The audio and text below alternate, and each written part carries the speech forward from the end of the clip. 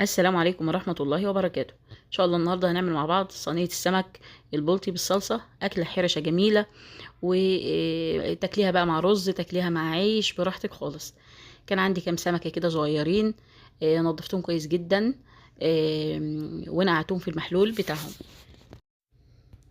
جبت هنا راس ونص توم، حوالي 3 4 5 فلفلات، حلوين يعني صغيرين كده، يعني قريبين للوسط، وعصرة ليمونتين،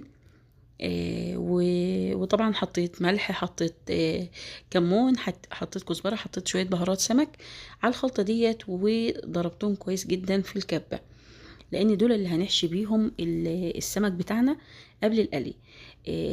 يعني في ناس بتقلي السمك وما يعني مش بتتبله قبل القلي، بس صدقوني الطريقه دي روعه، هتخليكي يعني الكل هيقولك ان احلى سمك مقلي احنا بناكله من ايدك انتي. هنا انا جهزت التتبيله بتاعتي اهي، خلاص ضربتها في الكبه. وبعدين انا بقى هجيب الطماطم اللي هي العصير بتاعي. انا هنا جبت شويه طماطم، غسلتهم ونضفتهم وقطعتهم كده في الخلاط، حطيت عليهم شويه ميه وضربتهم لحد ما بقوا خلاص عصير معايا. وحطيت على تتبيله السمك كمان شويه خل حلوين كده، انا نسيت اقولهم. انا هنا كنت بجهز الحاجات، ده عصير الطماطم خلاص، برضو كنت بجهزه. مسكت السمك بقى بعد ما نضفته، وقطعت جسمه من بره كده شرايح، تبلته كويس جدا بالتتبيله دي من جوه ومن بره، وبقيت ادخل في الفتحات كمان اللي انا قطعتها في السمكه من ظهرها. تمام. فده ما شاء الله بيدي للسمك طعم خطير. بعدين بعفر السمكة بشوية دقيق، يعني مش قوي بس بعفره يعني، وبقليه ممكن برضو نص قلية، ممكن قلية، براحتك خالص. هو كده كده هيستوى مع الصلصة ويتسبك كويس معاها وكده، فبراحتك خالص. بس لو قليتيه إلى حد ما كويس، ده بيخليه متماسك أكتر في الصينية. هنا انا كنت جهزت كل حاجه خلاص بقى، وهبدا عشان اعمل الخطوه الاخيره في الاكله الحلوه دي. جبت حوالي 3 بصلات، لان انتوا عارفين السمك بيحب التوم، بيحب البصل، بيحب الحاجات الحلوه دي.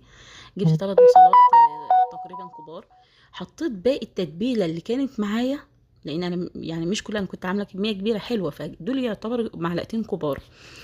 مع البصل كانت الريحة روعة مع بعض كده، وريحة الخل بالليمون بالثوم بالحاجات دي طالعة مع البصل، مدية ريحة تحفة. فبحمرهم كده مع بعض حاجة بسيطة كده على الهادي. وقطعت حوالي 3 طماطميات صغنطتين خالص او 4 يعني، حاجة بس كده، اللي هو ايه، بيبقى غموس كده فقط مع الصلصة. حطيت الطماطم بتاعتي على كل الخلطة اللي انا عملتها ديت، وبسيبها شوية تغلى إلى حد ما، يعني ما تتسبكش قوي برضو، يعني يبقى فيها شوية مية كده.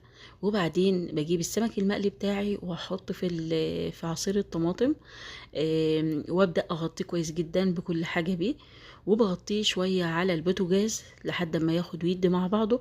وقرب ما يجي خلاص يتسبك خالص وينشف، انا بقوم مدخلاه الفرن، وبألف هنا وشفا. ده انا هنا كده كنت خلاص خلصت.